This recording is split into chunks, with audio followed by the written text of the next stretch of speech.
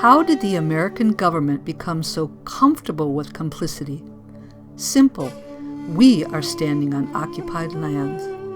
It is not what you are for, it's what you are against.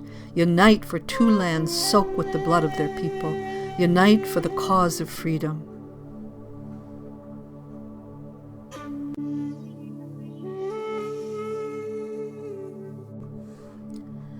Before the first occupiers from Britain in 1584, the Native American population was estimated as high as 18 million.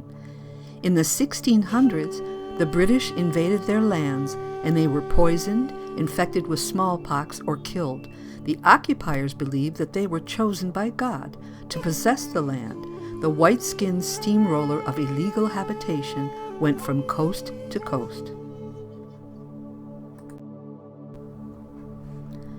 In 1885, Zionism begins, and calls for a Jewish state become louder. After the Balfour Declaration in 1917, the occupiers come. The Palestinians riot, but their lands are divided into a Jewish and Arab state in 1947. The Zionist steamroller of illegal habitation revs its engines and moves forward.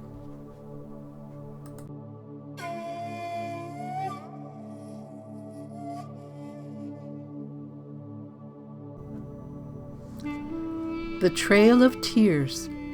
1817 saw the first Seminole War to stop the land grab by the occupiers. President Andrew Jackson put the Indian Removal Act of 1830 into motion to empty the Native Americans from the Southeast. 1835 saw the Second Seminole War to stop the Trail of Tears and expulsion of tribes to Oklahoma.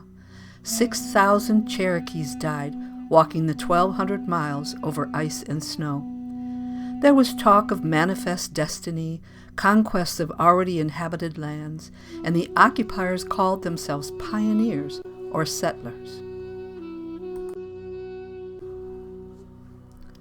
The Nakba.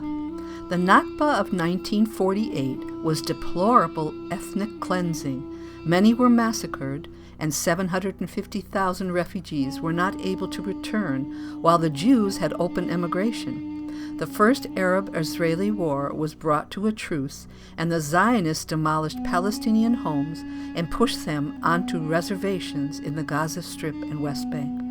Israel in 1949 was admitted as a UN member. The occupiers also called themselves settlers.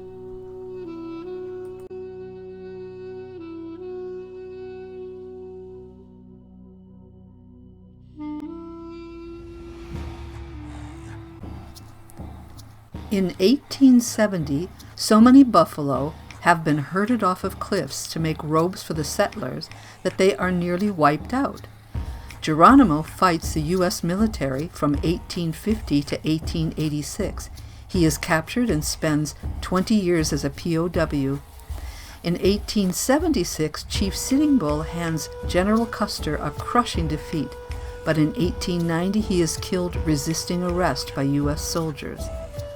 350 native ghost dancers gather in protest at Wounded Knee, and 200 are slaughtered by 7,000 U.S. troops. Some of these troops were later given the Medal of Honor. In 1896, Jim Crow begins, raising whites and oppressing blacks. In 1964, the Palestine Liberation Organization is founded. Nelson Mandela, a supporter, says no one is free until Palestine is free.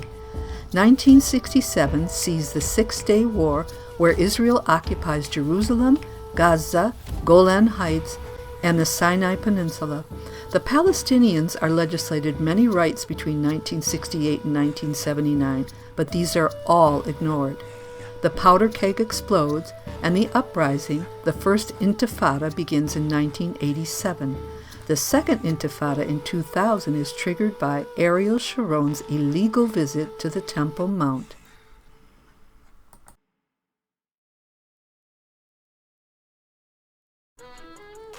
In 1924, Zitkala wrote of the horrors of the Indian boarding schools. In 1969, the occupation of Alcatraz by the group Indians of All Tribes happened to protest the taking of land and culture. 1970, the anti-apartheid movement brought the Native Americans and PLO together in a shared colonial experience. 1973, a 71-day standoff happens at the site of Wounded Knee, protesting poverty and broken treaties. 1978, the longest walk from San Francisco to D.C. happens to protest threats to tribal lands and water rights. 1996, $2.4 billion in tribal trust funds goes missing.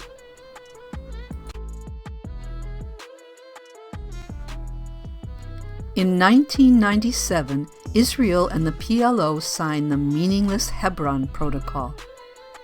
In 2003, the Roadmap of Peace is endorsed by the UN Security Council. In 2004, the ICJ puts an advisory opinion out on the legality of the wall in occupied Palestine. In 2006, Hamas wins the election. In 2009, the UN Security Council passes a toothless ceasefire resolution.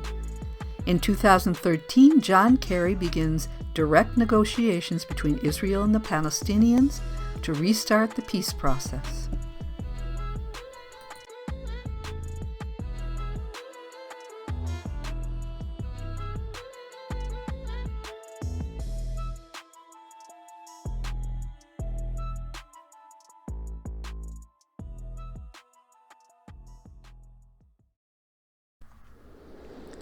The dominant culture writes history.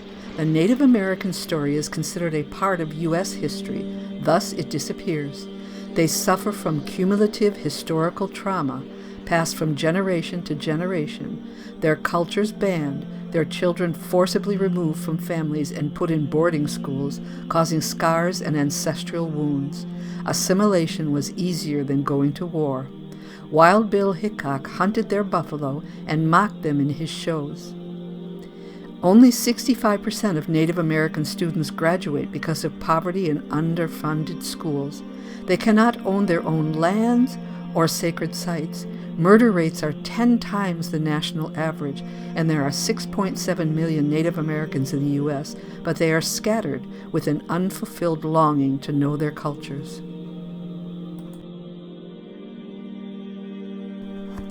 The Nakba law was an attempt to absorb the original Palestinian story into Israeli history, thus it disappears. In 2006, Israel goes to war with Hezbollah in Lebanon. In 2007, imposes a blockade on the Gaza Strip, and in 2008 finally seals it off completely, and they launch a 22-day assault. In 2012, they begin an 8-day operation against Gaza. 2014 sees yet another large-scale operation. In 2018, the U.S. moves its embassy there to Jerusalem. In 2022, an empty UN resolution speaks about the prolonged occupation and commemorates the 75th anniversary of the devastating Nakba.